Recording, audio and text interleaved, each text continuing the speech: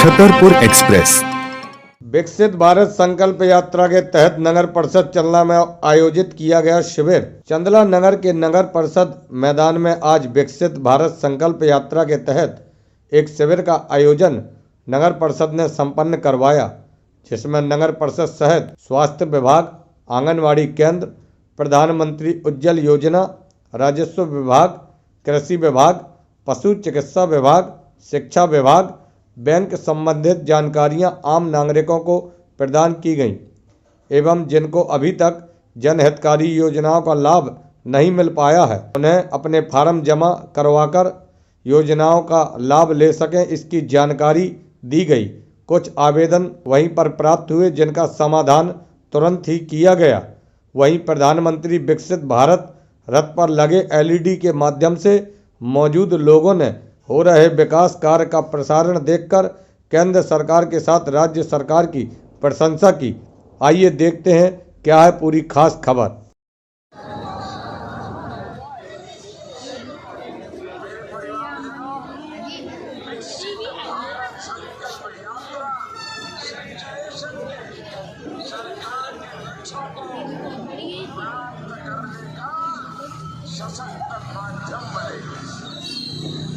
Sir, आज नगर परिषद चंदला की ओर से एक कैंप लगाया गया। किस तरीके का कैंप है और इसका उद्देश्य क्या है?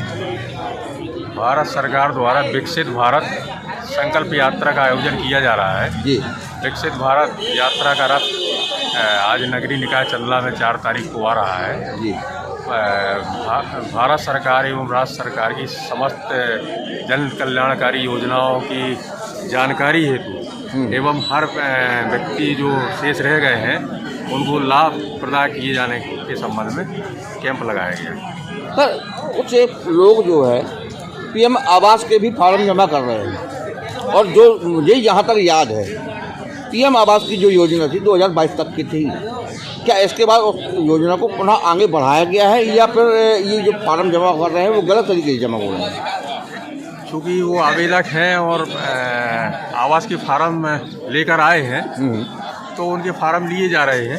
अगर शासन द्वारा नवीन DPR की स्वीकृति प्राप्त होती है तो उनका सर्वेक्षण कराया जाकर उनका नाम जोड़ा जाएगा। ये जो यात्रा आ रही है ये किस तरीके की यात्रा है और इसके साथ में कौन कौन लोग आ रहे हैं? विकास भारत सरकार का विकास रथ है, उसमें जो है सभी जन कल्याणकारी योजनाओं की जानकारी दी जाएगी एवं उन्हें प्रोत्साहित किया जाएगा। किस तरीके से मतलब दिखाया जाएगा उसको, किस तरह से प्रदर्शित किया? LED TV के माध्यम। LED TV।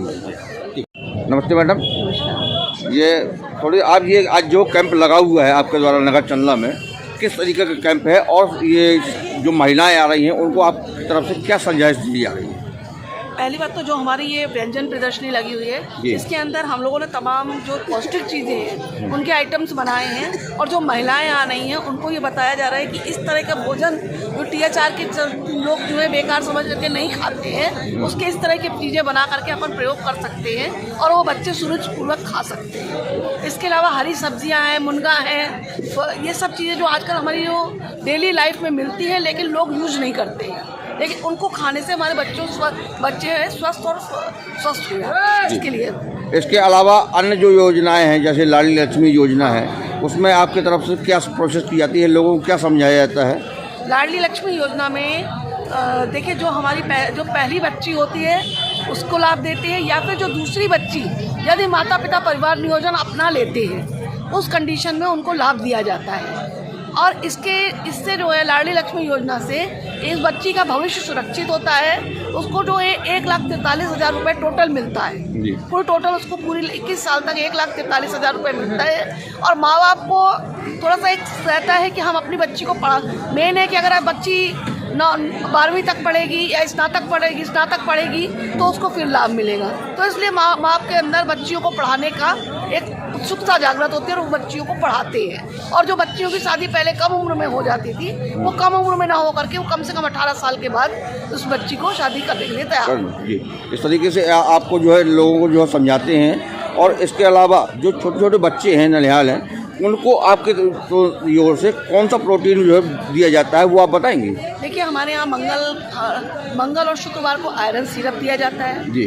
और 6 माह से 3 वर्ष के जो बच्चे होते हैं उनको ये THR के पैकेट दिए जाते हैं, क्योंकि वो बच्चे रोज नहीं आ सकते हैं, उनका घर ले जाने के लिए दे दिया जाता है THR के पैकेट। और उसी के ये देखिए, ये व्यंजन जो बनाए गए हैं वो उसी के बनाए गए हैं। तो माँ बाप को यही समझाइश दी जाती है कि ये बच्चों को आप लोग इनको खिलाइए। बहुत से बच्चे जो कि बहुत कमज़ोर थे और इन्हीं को खा करके वो बच्चे काफ़ी माने अच्छे स्थिति में आ गए हैं। जो बच्चे कमज़ोर हैं, वास्तविक उनका वजन कमज़ोर रहता है, तो उसके लिए आपकी तरफ से क्या सुविधाएं दी जाती हैं? देखिए, उनको सबसे पहले तो हमारे यहाँ NRC है लोकुश नगर में, उसमें भर्ती कराने के लिए उनको बोला जाता है। जो अति गंभीर बच्चे होते हैं उनको NRC में भर्ती कराने के लिए बोला जाता है। और जो मीडियम स्तर के बच्चे होते हैं उनको अपन THR के डबल पैकेट दे दिए जाते हैं और उनको आयरन सिरप दिया जाता है, उनको और भी दवाएं दी जाती हैं जिससे कि उन बच्चों की स्थिति में सुधार हो। जी सर, आज ये कैंप लगा हुआ है कि किस तरीके का कैंप है और कहाँ लगा हुआ है और किस तरह की योजनाएं हैं जो आपके द्वारा संचालित की जा रही हैं? ये मैं वरिष्ठ कृषि विकास अधिकारी लोकुश नगर जी ब्रजेश निगम, जी ये भारत विकसित यात्रा के अंतर्गत शासन के द्वारा लगाया गया कैंप है जो नगर परिषद चंदला ने आयोजित किया है। जी इसमें हमारा जो विकास हुआ है और जन जन में जो विभागों की योजनाएं हैं वो किसानों को बताई जा रही हैं। वो किसानों की वो कौन सी ऐसी योजनाएं हैं जो किसानों को जो आप द्वारा बताई जा रही है? हम अभी चने में इल्ली का प्रकोप है तो उसकी दवाई की सलाह देते हैं जी। और ये नए इंस्ट्रूमेंट, स्प्रेयर पंप वगैरह, कौन सी दवाई कहाँ यूज करना है, ये सब का प्रचार प्रसार और पंपलेट्स वितरण कर रहे हैं जिससे किसानों को फसलों की अधिक जानकारी मिल सके। हर प्रकार के पंपलेट्स हैं। अच्छा, मिट्टी की अगर बात की जाए, मिट्टी की जो जांच यहाँ संभव नहीं है, तो उसकी जांच के लिए आपके द्वारा क्या सुविधाएं दी जा रही हैं? जांच मिट्टी समय समय पर शासन का टारगेट लक्ष्य आता है जी, उसके तहत हम उस पर कार्रवाई करते हैं। मिट्टी नमूना मंगवाते हैं ग्रामीण कृषि विस्तार अधिकारी के माध्यम से, जो प्रयोगशाला भेजे जाते हैं और जब उनका रिजल्ट का कार्ड मिलता है किसान के यहाँ पहुँचाया जाता है। शासन की तरफ से खाद वितरण की जाती है और यहाँ अपने क्षेत्र में खास तौर से चंदला क्षेत्र में खाद की बहुत शॉर्टेज पड़ जाती है, उसके लिए आपकी तरफ से क्या कदम उठाए जाते हैं? शासन खाद वितरण का काम सेवा सहकारी समितियां करती हैं, जो कृषि साख सहकारी समितियां हैं। हाँ। उनके जो सदस्य बने रहते हैं जी, सेवा सहकारी समितियों को उनको परमिट काट के खाद देते हैं, नगद बिक्री नहीं करते। जी। नगद के लिए हम 2 लाख लोकुश नगर में नगद वितरण होता है, वो शासन के निर्देशानुसार चलता है। तो जिसको नगद में लेना हो, ये शॉर्टेज क्यों पड़ जाती है खाद की? इतनी शासन की तरफ से खाद क्या कम आती है या यहाँ कुछ ब्लैक करने वाले हैं उनके सौंप दी जाती है, क्या कारण है उसका? नहीं, ब्लैक करने वालों को सौंपी नहीं जा सकती जी, क्योंकि सेवा सहकारी समितियां परमिट पे इशू करती हैं और जो डबल विपणन संघ जो खाद बांटता है, जो प्राइवेट में जो खाद पहुंच जाती है उसका क्या कारण है, क्या रीजन है, उनको कैसे मिल जाती है खाद? वो प्राइवेट डीलर्स को भी अलॉट होती है जी। तो वो मार्केट रेट से महंगी खाद बेचते हैं, क्या कानून है उनको ऊपर, क्या प्रबंध लगाए जा सकते हैं? उनके ऊपर आवश्यक वस्तु अधिनियम की धाराओं के अंदर कार्रवाई की जा सकती है। क्योंकि शिकायत प्राप्त होने पर हमारे द्वारा तो निगरानी की जाती है, तो ऐसा कोई नहीं मिलता। और क्योंकि 2 लाख केंद्र लोकुश नगर में है, जो किसान डिफाल्टर हैं या लेना चाहते हैं तो वहाँ से लेते हैं, वो डेली नगद में बढ़ती है। Thank you.